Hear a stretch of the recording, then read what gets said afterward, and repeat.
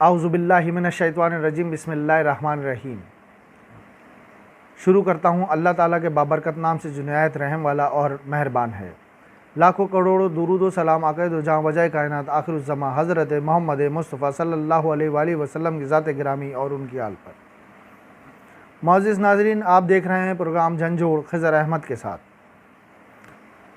मैं तमाम उन मुअज़्ज़िज़ नाज़रीन का शुक्रिया अदा करना चाहूँगा जिन्होंने मेरे चैनल को सब्सक्राइब किया और मुझे अपनी मुफीद आरा से मुस्तफ़ीद किया, और उन तमाम नाज़रीन किराम से मुतबाना गुजारिश है कि जिन्होंने मेरे चैनल को अब तक सब्सक्राइब नहीं किया वो मेरे चैनल को सब्सक्राइब करें और बेल आइकॉन के बटन को दबाएं ताकि मेरी नई आने वाली वीडियो उनको बहम पहुँचती रहे।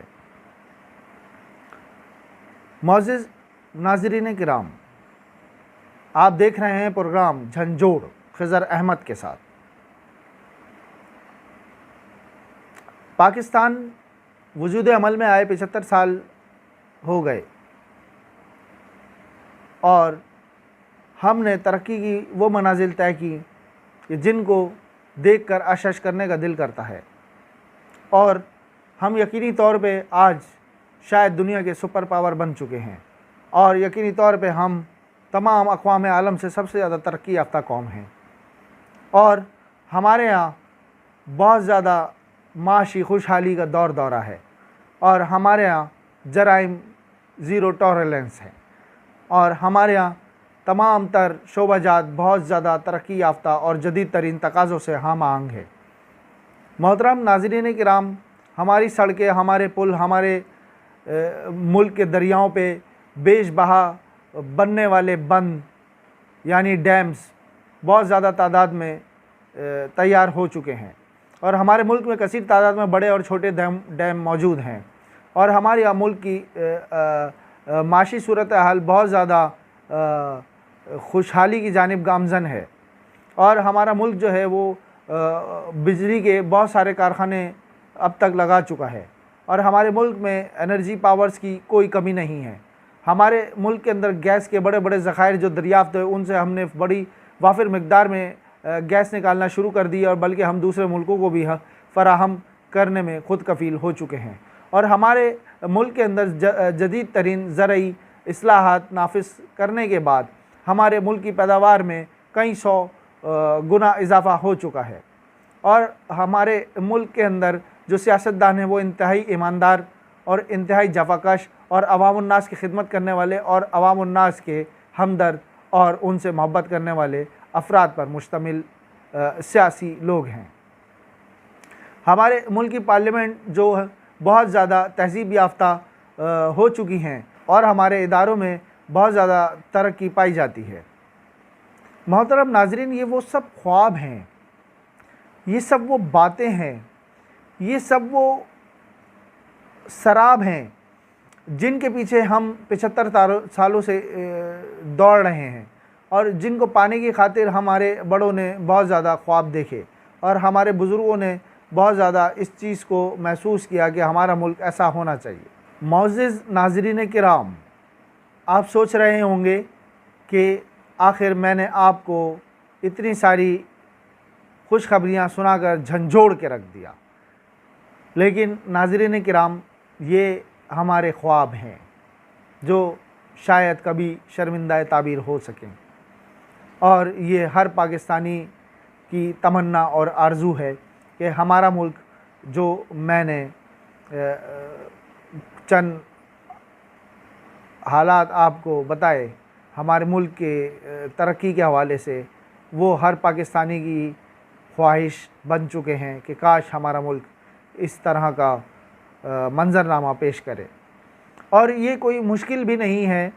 जो कौमें तहज़ीब याफ्ता होती हैं, जो कौमें मेहनतकश होती हैं, जो कौमें अपने अंदर झूठ और ख़राबियों को निकाल बाहर फेंकती हैं, जो कौमें अपने अंदर हकीकी मानों में जमहूरियत की पैदावार करती हैं, जो कौमें अपने मुल्क के बच्चों को ऐसी मनाजिल की तरफ गामज़न करती हैं कि जो उनके लिए मशाल राह होती हैं, और ऐसे हालात पैदा करती हैं कि जो उनके किसानों को, उनके ताजिरों को, उनके मज़दूरों को, उनके तालिब इल्मों को, उनके सियासी लोगों को, उनका मज़हबी लोगों को और तमाम तर शोबा है ज़िंदगी के लोगों को एक सही राह मुतय्यन करके देती है। मोअज़्ज़िज़ नाज़रीन किराम, आज हम 75 साल बाद उन हालात में खड़े हैं कि हमारे मुल्क में ना पीने का साफ़ पानी है, ना बिजली है, ना गैस है, और ना ही हमारे मुल्क की सियासी पार्टियां एक दूसरे के साथ मोहब्बत और यगानगत पैदा करने के बाद मुल्क को कौम की खिदमत में पेश रहती हैं। मोहतरम नाज़रीन किराम, आखिर हम इस शराब के पीछे कब तक भागते रहेंगे? मोहतरम नाज़रीन किराम, हम कब तक खोखले नारों और जज्बाती वादों के पीछे और झूठी आरजुओं के पीछे अपने मुस्तकबिल को तारीक करते रहेंगे? मोहतरम नाज़रीन, क्या मैंने ये जो बातें आपसे कहीं, क्या इनकी ख्वाहिश आप नहीं रखते?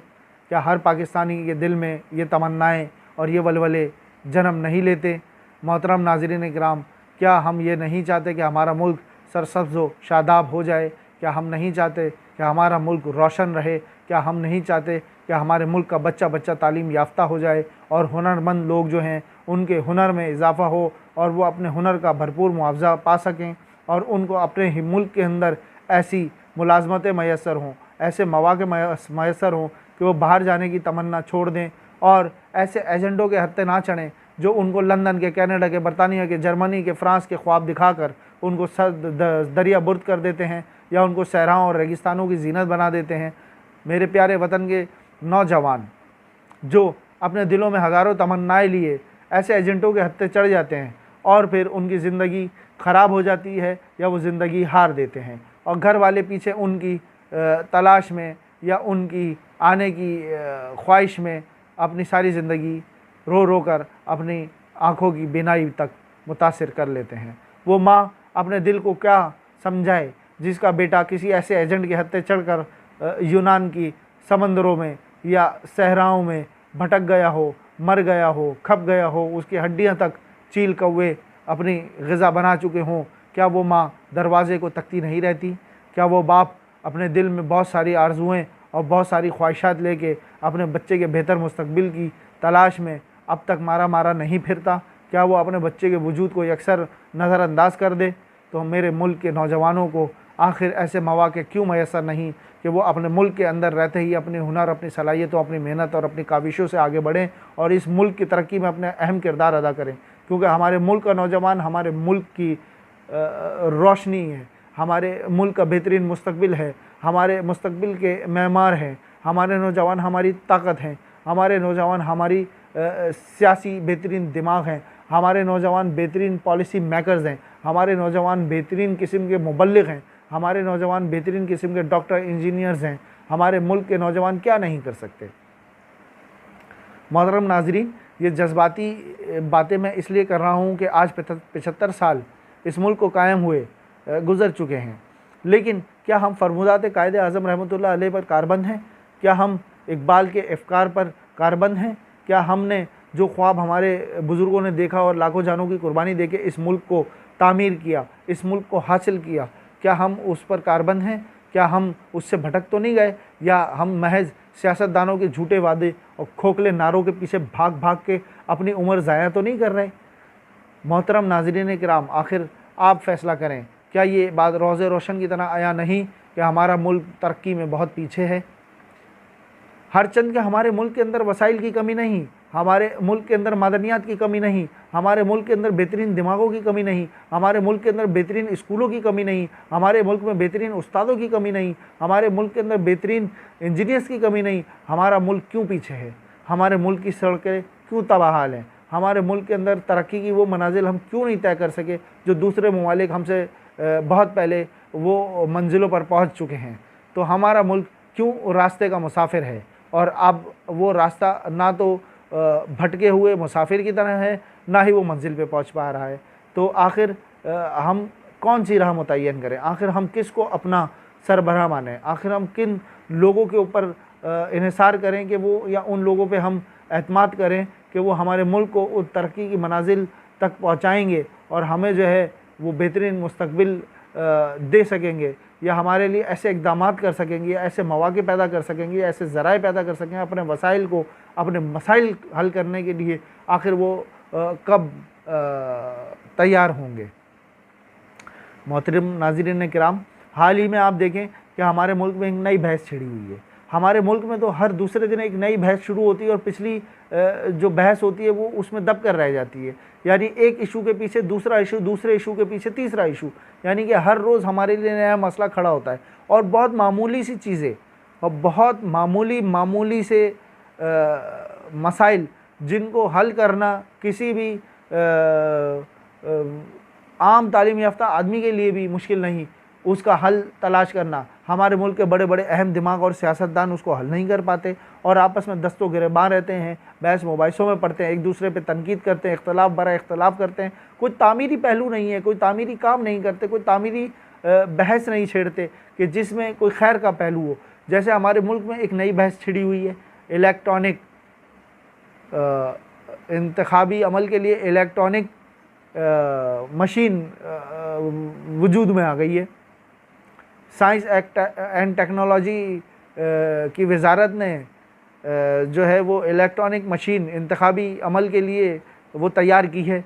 अब उस इलेक्ट्रॉनिक मशीन के पीछे अपोजिशन भी उसको मानने से इनकार कर रही है, या अपोजिशन ने भी अक्सर इन इंतखाबी इस्लाहात को मुस्तरद कर दिया है, देखे बगैर, जाने बगैर, सोचे बगैर, समझे बगैर, उस मशीन की आजमाइश किए बगैर अक्सर उसको मुस्तरद कर दिया है। यानी हमारे मुल्क के अंदर कोई अच्छी चीज़ अगर बनाई जाए, अगर वो वाकई कामयाब है और उससे करप्शन, धांधली और किसी भी किस्म की बदउनवानी और बेईमानी को रोका जा सकता है, तो आखिर हम उस चीज़ को अपनाने के लिए तैयार क्यों नहीं होते? क्या आखिर हम सिर्फ़ अपनी तिजोरियाँ भरने के लिए हमेशा अवामुन्नास को धोखा देते रहेंगे? क्या हमारे सियासतदान अवामुन्नास को अपना चारा समझते हैं, या हमारे सियासतदान जो हैं वो अवामुन्नास को सिर्फ़ अपने तिजोरियाँ भरने के लिए ईंधन के तौर पे इस्तेमाल करते हैं और उनको ऐसी गाड़ी की तरह इस्तेमाल करते हैं जो अपने मतलब के लिए इस्तेमाल की जाए और उसको मतलब निकलने के बाद गैराज में खड़ा कर दिया जाए? यानी अपने रास्ते की दुश्वारियों को अबूर करने के लिए, अपने कठिन रास्ते को अबूर करने के लिए, अपने सफ़र को आसान और सहल बनाने के लिए वो अवामुन्नास को गाड़ी की तरह इस्तेमाल करते हैं। और जब उस गाड़ी के अंदर जो मुश्किलात आती हैं, यानी पंचर हो जाए, उस गाड़ी का ईंधन ख़त्म हो जाए, उस गाड़ी का एक्सीडेंट हो जाए, तो उसको एक नाकारा पुर्जा समझ के गैराज में खड़ा कर देते हैं या फिर किसी स्क्रैप के ताजिर के हवाले कर देते हैं। मोहतरम नाज़रीन किराम, हमारे मुल्क के लोग गोश पोश के इंसान हैं। हमारे मुल्क के लोग बहुत मेहनती, जफाकश, ईमानदार, हौसलामंद, सादा लोग और बहुत ज़्यादा दूसरे पर भरोसा करने वाले लोग हैं। हम अपने लोगों को जो हमारे सियासतदान धोखा दे रहे हैं, खुदारा इसको बंद करें। आपको अगर इंतखाबी अमल के लिए कोई इलेक्ट्रॉनिक मशीन बनानी है तो उसको बनाने में इतनी देर क्यों लग रही है? क्या हमारे मुल्क के अंदर क्या कोई टेक्नोलॉजी के माहिर लोग नहीं हैं? क्या हमारे मुल्क के अंदर कोई ऐसी जदीद लेबॉर्ट्रीज़ नहीं है, या ऐसे मैकेनिकल और टेक्निकल लोग नहीं हैं, या ऐसी हमारे पास फैक्ट्रियाँ नहीं हैं जिसमें हम बहुत अच्छी चीज़ें बना सकें? या हमारा मुल्क हमेशा, हमारे मुल्क के अंदर आप देखें ना, साइंसदान हमारे माशाल्लाह कितने ज़िम्मेदार और ईमानदार हैं कि उन्होंने मुल्क की दिफा के लिए ऐसे ऐसे एटमी हथियार बना लिए, ऐसे ऐसे मिज़ाइल बना लिए, गज़नवी और शहाब, शाहीन, गौरी, कि जिनको देख के दुनिया भी दंग है। और हमारी जो असला फैक्ट्री है, हमारी जो पाकिस्तान ऑर्डिनेंस फैक्ट्री है, उसने ऐसी ऐसी जदीद राइफ़लें, हथियार, खुदकार मशीनें और टैंक्स और ऐसे हल्के और भारी हथियार तैयार किए हैं कि जिसको देख के इसराइल जैसा तरक्की याफ्ता मुल्क और अमेरिका जैसे तरक्की याफ्ता मुल्क भी दंग रह गया है कि ये पाकिस्तानियों ने आखिर इतनी जदीद चीज़ें कैसे तैयार कर ली।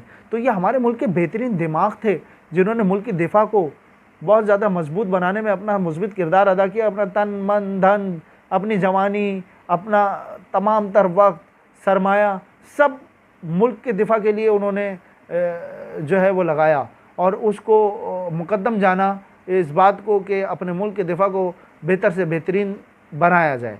तो क्या हमारे मुल्क के सियासतदान क्या हमारी सड़कें नहीं बना सकते? क्या हमारे लिए बिजली के कारखाने नहीं लगा सकते? क्या हमारे मुल्क के सियासतदान हमारी अवामुन्नास की सहूलतों के लिए जो वसाइल दस्तयाब हैं वो हमारे मसाइल हल करने के लिए उनको बरोकार नहीं ला सकते। ये सब हो सकता है, सिर्फ नीयतों के सही होने का फ़र्क है। अगर हमारे मुल्क के सियासतदानों की नीयतें साफ़ हो जाएं, हमारे मुल्क के सियासतदान जो है वो रुपया पैसे को अपना ईमान समझने के बजाय पाकिस्तान की तरक्की और खुशहाली को अपना जो है वो उसको मुकद्दम समझें, उसको अव्वलीन तरजीह दें, अपने मुल्क की बका, अपने मुल्क की तरक्की और अपने मुल्क के लोगों की खुशहाली को अपना नज़्बुल-ऐन बना लें, तो आप देखें हमारा मुल्क पाकिस्तान कितनी तरक्की करेगा इंशाअल्लाह ताला। हालांकि हमारे मुल्क के सियासतदानों को ये बात भी सोचनी चाहिए कि हम अब जोग्राफियाई हालात बदल रहे हैं। कोरोना वायरस के बहरानी कैफियत में माशी सूरत हाल तब्दील हो चुकी है, माशी बहरान जन्म ले चुके हैं, मुल्कों के मुल्क मुतासिर हो चुके हैं। आखिर हमारे सियासतदान ये बात कब समझेंगे, या हमारे सियासतदान जो है वो अपनी जमाशुदा स्विस बैंकों की दौलत पे इन्हिसार करते रहेंगे? क्या उनको कभी मरना नहीं है? उनको क्या अल्लाह ताला को जवाब नहीं देना, मुनकर नकीर के आगे जवाब सवालात नहीं उनके होंगे, या उनको जो है हमेशा ज़िंदा और कायम दायम रहना है? हमारे मुल्क के सियासतदान आखिर ये क्यों नहीं सोचते कि जोग्राफियाई हालात तब्दील हो रहे हैं, सियासी हालात तब्दील हो रहे हैं, हमारे इतराफ़ में जो मुल्क आबाद हैं, हमारे पड़ोसी ममालिक जो हैं, जैसे अफ़गानिस्तान की मिसाल आप ले लें, अफ़गानिस्तान में नई डेवलपमेंट हो रही है, अफ़गानिस्तान के अंदर सियासी और जोग्राफियाई हालात बदल रहे हैं, अमेरिका वहाँ से भागने पर मजबूर हो चुका है और बहुत ज़्यादा तालिबान को पजीराई मिल रही है। तालिबान जो हैं वो अपनी आवाम में इतनी पजीराई और इतनी मकबूलियत क्यों रखते हैं कि आखिर इतने अरसे वो जंग के हालात में रहे, इतने अरसे वो हुकूमत से भी दूर रहे, लेकिन फिर भी उनकी आवाम उनकी हिमायत कर रही है, उनकी पजीराई कर रही है, उनको पसंद कर रही है और उनके लिए अपने दरवाज़े और अपने खुशामदीद कहा जा रहा है उनको।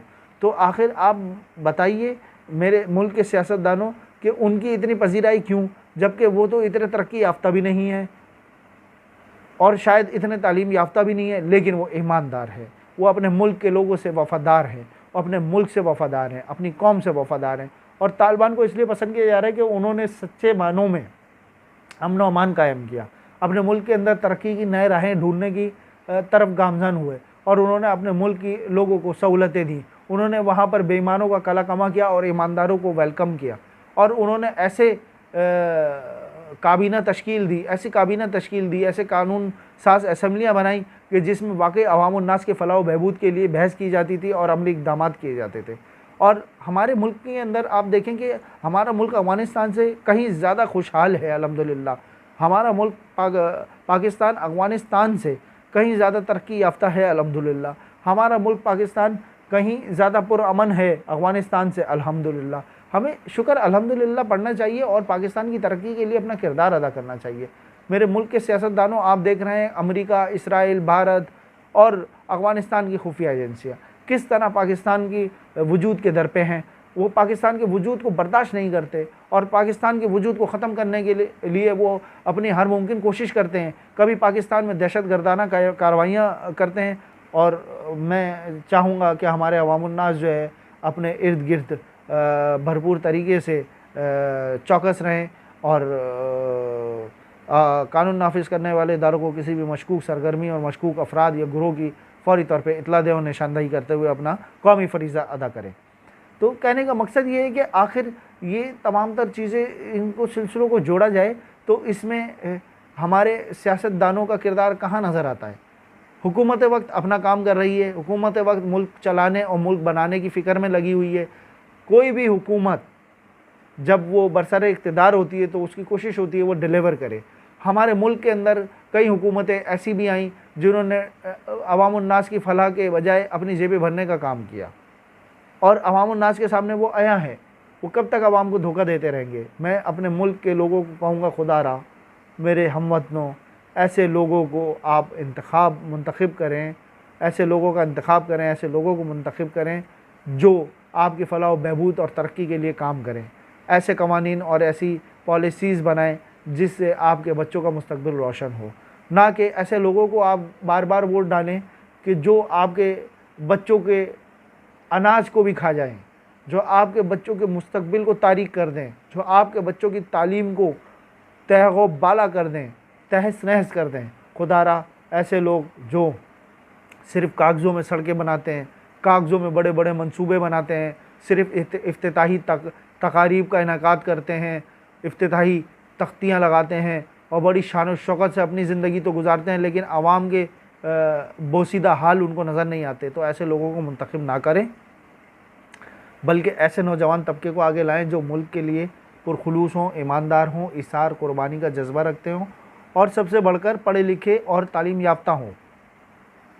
हमारे यहाँ तो सियासतदान कौमी तराना नहीं सुना सकते, हमारे यहाँ सियासतदान इंग्लिश में किसी से बहस नहीं कर सकते, किसी को इंटरव्यू नहीं दे सकते।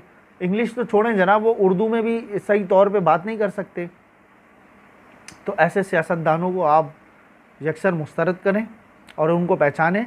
और उनके चेहरों से नकाब उतर भी चुकी है, लेकिन ना जाने क्यों हमारे मुल्क के अवाम बार बार एक ही सुराख से बार बार अपने आप को डसवाते हैं।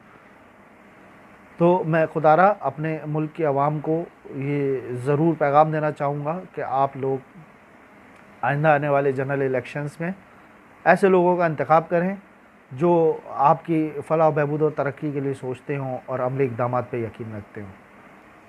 अगर किसी फ़र्द, इदारे या सियासतदान को मेरी बात से कोई दुख पहुंचा हो या मैंने किसी की दिल आज़ारी की हो तो मैं उसकी इंतहाई माज़रत चाहता हूँ। और मैं अल्लाह ताला से दुआ गो हूँ कि अल्लाह ताला मेरे मुल्क पाकिस्तान को हमेशा खुशहाली अता फ़रमाए और मेरे मुल्क पाकिस्तान की हिफाजत फ़रमाए, मेरे मुल्क के अफवाज की हिफाजत फ़रमाए, मेरे मुल्क के बासियों की हमेशा हिफाजत फ़रमाए और उन्हें खुशहाली और तरक्की अता फ़रमाए। अल्लाहुम्मा आमीन।